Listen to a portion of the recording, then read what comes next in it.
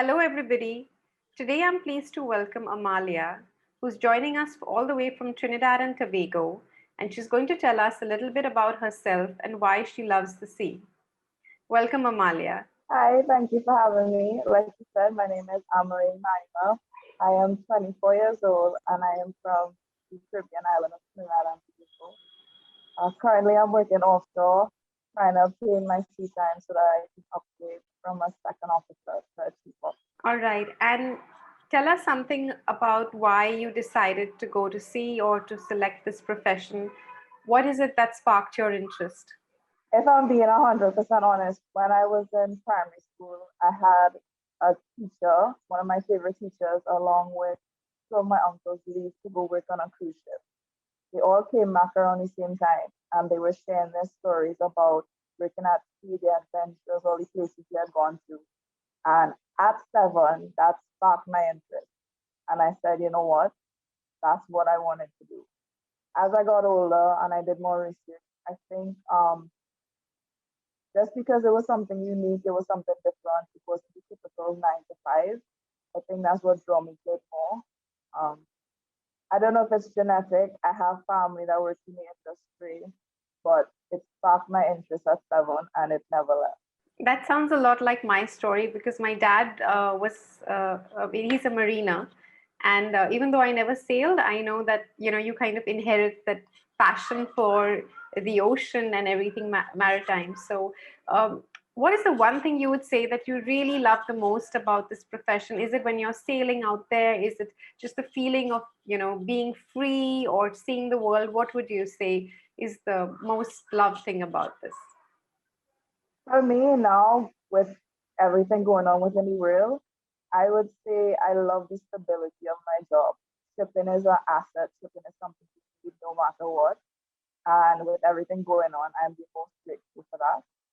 Um, Overall, I would say, like you mentioned, there is a feeling of at peace, a feeling of being at home on board vessels that I do not feel anywhere else.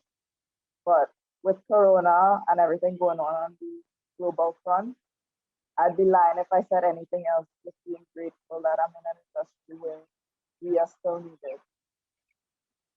Absolutely. And speaking of the pandemic, this has really impacted crew change, and there have been so many unfortunate incidences where seafarers are trapped on board, unable to go home. And do you think that this is going to dissuade more people from joining sea? What do you think? I think that Corona gave the entire world a shake, and companies now have to get creative and think of ways to continue with crew change and everything else as necessary for production to run smoothly. I don't think that it should dissuade young people from joining because the reality is it is a job that is needed. The world would not run if shipping isn't a part of it. So yes, initially there was a lot of problems. I think now companies have become better. I know of companies that work with the government, so the workers are classed as essential workers, so they do have the ability to go and come for the period of work. Yes, it's stressful. Yes, we're away from our families for longer than we'd like, but it's better than I think not being able to work or not being able to do any of it. So for me, it's important to put the positive spin on it. Well said. And what do you have to say to all those young women out there who probably will watch this and aspire to go to sea? Do you have a message for them? I would say be brave, be bold, come out here, put your best foot forward.